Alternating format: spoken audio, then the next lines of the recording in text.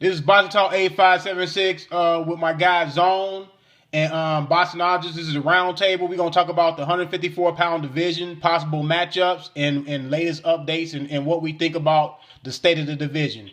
I'm gonna pass it on to my guy Zone first.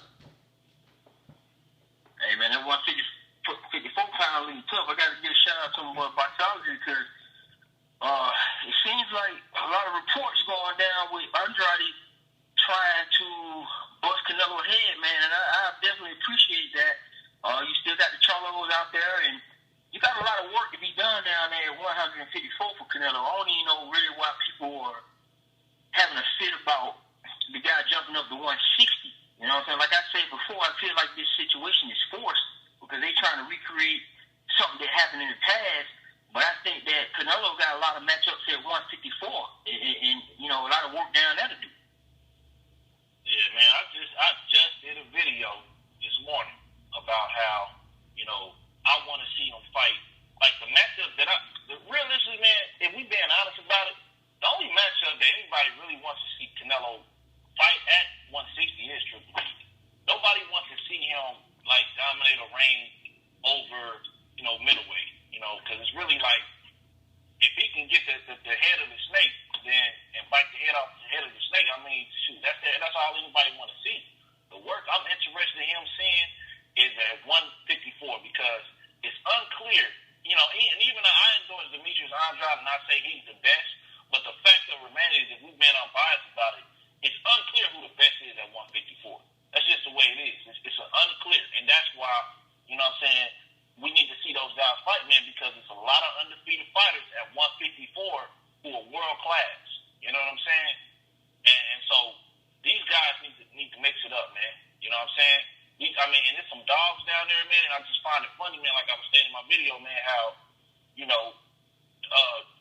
Canelo, he fights Cotto, and he comes out and makes a statement talking about, well, he's not really a 160 pounder, he's a junior middleweight. But then he just captured the title at junior middleweight, and he does a press conference. They ask him what he's going to do his next move.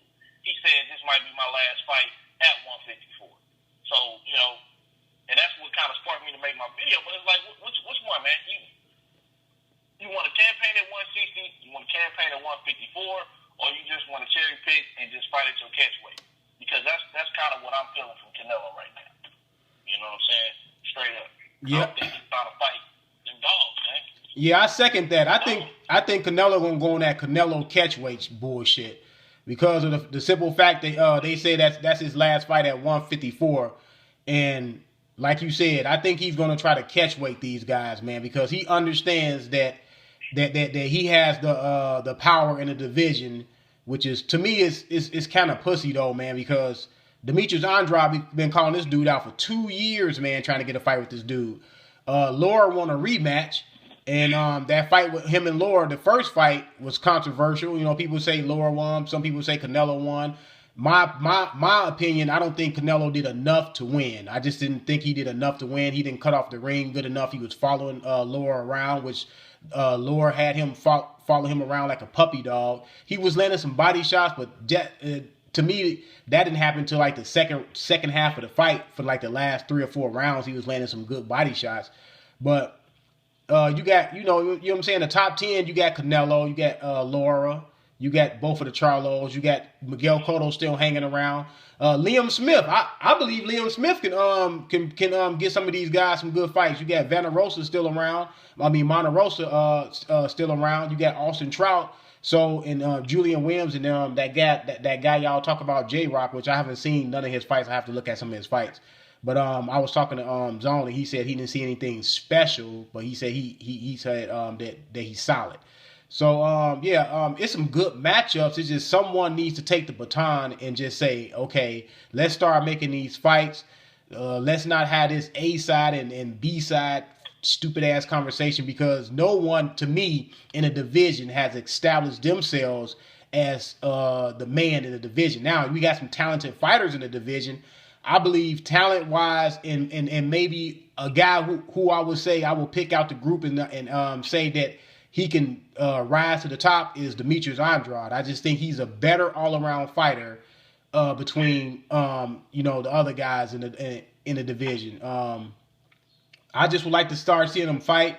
Canelo, it probably hinges on him who he's gonna fight. But if I look at these guys and I have any advice for them, I would tell them just leave Canelo the fuck alone. Y'all make the fights. Y'all establish who the best between y'all, and just let the cream rise to the top. Either Canelo gonna fight y'all or he's not. Either he's gonna go to 160 and fight my guy Golovkin, or either he gonna stay at 154 and start fighting y'all. Right now, in my opinion, he's in between a rock and a hard place. So I don't know where he's gonna go. I just think he's gonna try to catch weight these guys, but I don't know. Yeah, I agree with that. I think he's gonna do the pound for pound thing and try to, act like he the A side on everybody. But at the end of the day, man, I mean, he got some solid victories. He got that Gulo and Kirkland stoppages, and then he did beat Trout and Laura. But and then now Smith. That's my problem. Like, Canelo has a good resume. You know what I'm saying? I'm on the opposite. You know what I'm saying? I feel like he beat Laura in a very close fight, very very close fight. It's like he beat Cotto in a very very close fight. But it's just like my thing is, like I said, my brother, man, respect the sport, man. When you're at the top of the sport, you know what I'm saying? As far as when we're talking popularity, you should meet the standard of what it's supposed to be. You know what I'm saying? You're the guy who should set the example, man. You know what I'm saying? And when you set a bad example, it's gonna be a bad trend that everybody gonna want to follow. Like, okay, well, if he's the best in that top of the sport and he get to take his pick, and he ain't got to fight the very best in the division and watch it out. That's the mindset. You know what I'm saying? Just like how Danny Garcia is. I ain't going to really touch on him, but I just wish these guys just would respect the sport, man. You know what I'm saying?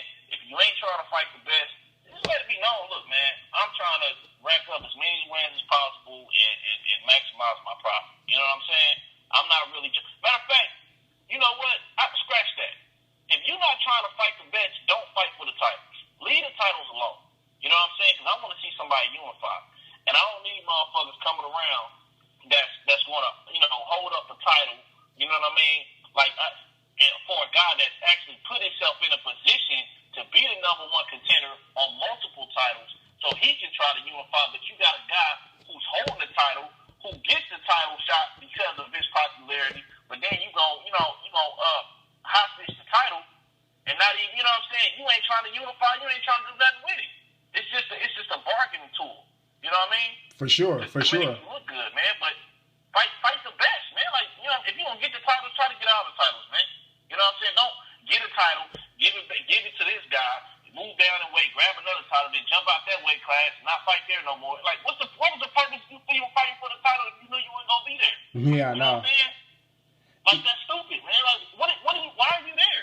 What's your purpose of fighting? Like, I wish. Sometimes, man, these media outlets, man, they just should ask, and I've never heard no media outlet ever ask these top fighters this question. You know, actually, I heard Brian Kenny ask Floyd Mayweather, and he told him to steal some more money. He said, "Why you back, Floyd?" He said, "To steal some more money." But, he told you straight up. Yeah, he did. So they know the discretion. You know what I'm saying? But why these guys won't ask Canelo, well, if you you moved down because you said you couldn't make 160, now you're about to move out of that because you're saying, this is probably your last fight at 154. What are you fighting for? What's the purpose? Is it just for the money? Ask him that. Is it just for the money, or is you trying to establish yourself as the best in the Pacific Division? Which one is it? Yeah. And put his ass in the hot seat. I wish the media outlet asked him that, man. But see, the problem I see with the division is it's three fighters. It's Laura and the Charlo brothers. They have a close relationship, so we know that they're not going to fight each other. Now, the linchpin is going to have to be Andrade. I think Andrade need to beat one of those Charlos and force the other Charlo or Laura to step up and say, okay, yeah, I'm going to fight you next because you beat up on my brother or you beat up on my friend. And I think Demetrius Andrade, he beat both of the Charlos. That'd be hot because then he'll be the WBC champion and the IBF champion, and then he can go after the WBA champion, Laura, and he could just beat the whole stable. If he beat that stable right there, man, to me, that's hot. If Canelo don't fight him after that, then that's just Canelo problem. We all know if Canelo don't fight him after that, we just know that he just a lame duck and don't want to fight the best. Because Canelo, I thought a couple years ago, I thought Canelo wanted to fight the best. Now, we got Oscar coming out saying that Canelo, he said he needs to hold Canelo back sometimes because Canelo wants to fight everybody. And he needs to tell, he said, my advice to Canelo is, I need to get him the right fights so he can beat the best. My thing is, you making that statement 20 fights too late. Because if that man don't have the experience at 48 victories,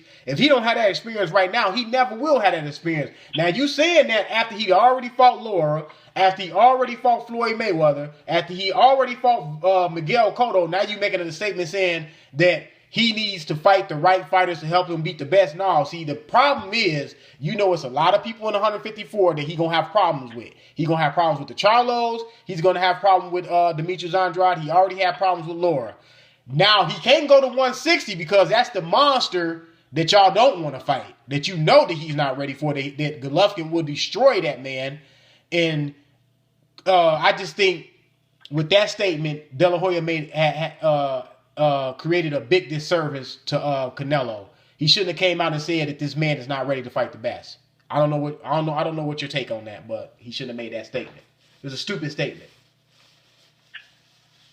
I think Oscar's just trying to live through Canelo. I think he's trying to right all his wrongs. Like, remember, Bernard Hopkins beat De La Hoya. De La Hoya came up and arguably lost, or most people consider him to have lost the Felix Stern fight. Mm-hmm. And I'm pretty sure it's a couple of fights that De La Hoya wish he could have had back or did in a different way. Because De La Hoya came in, you got to understand, even with all his cash cowism and his advantages, he went up and had Floyd Mayweather to concede to all his demands, every last one of them. Mm-hmm. And Floyd won, lost the big fight. Then he went up, fought Bernard Hopkins, lost another big fight. You blew it against Trinidad, mm-hmm. and yet you were still the A side, so forth and so on. And lost twice to Shane Mosley. And then lost. The list goes on and on and on. And he won some big ones, but he lost some marquee victories. And then even the Cornell Whitaker victory was considered like shaky. And he's just redoing his career through Canelo so that Canelo don't make mistakes. He don't want Canelo to go up here and get dusted off by Bernard Hopkins because he's pretty much on the same path. Because Mayweather already don't beat both of them, so he's like, man, we thought this guy was the guy to beat Floyd Mayweather. Maybe he's not ready.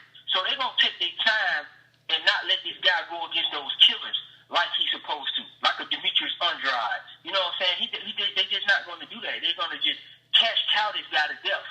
That's all they're going to do. Because we've seen De La Hoya drop the ball in big fights. We've seen Fernando Vargas, another Mexican American or Mexican superstar coming up. They had great potential, and they put him in there with Trinidad and De La Hoya, and that was the end of that. For the most part, you know what I'm saying? So De La Hoya just living through Canelo Alvarez. That's all that is, man. I believe that's the case. So, I think Canelo's scared too. I think Canelo got some fear in there. They act like they don't, but I think Canelo's a little afraid, dog. Touch on it. I mean, it just common sense because, if you're a cash cow, and a lot of people in the community or whatever case may be talking about this pay-per-view thing, right? Talking about the numbers, the dollars. They're trying to put a coin in on top of the cent. Now, if you are the cash cow guy and you are the pay-per-view star and you're confident in your ability, you're going to try to fight the best out there within reason, so that you can get the bang for your buck. There's no way that if Canelo had full confidence in his ability, this is Canelo, you know what I'm saying? I ain't just nothing no Oscar. There's no way you can turn down a Triple G fight and not split it 50-50 or 60-40 or come up with a reasonable split so you guys can go ahead and make that money. But yet still you come down to fight Liam Smith and you knew that wasn't going to generate as much money. It wouldn't even generate, I think Demetrius Andrade or the Charlo twins would have generated more money than the Smith fight too. So even if you say, okay, not Triple G, you asking too much. Okay, why couldn't you fight one of the Charlos? They from Texas.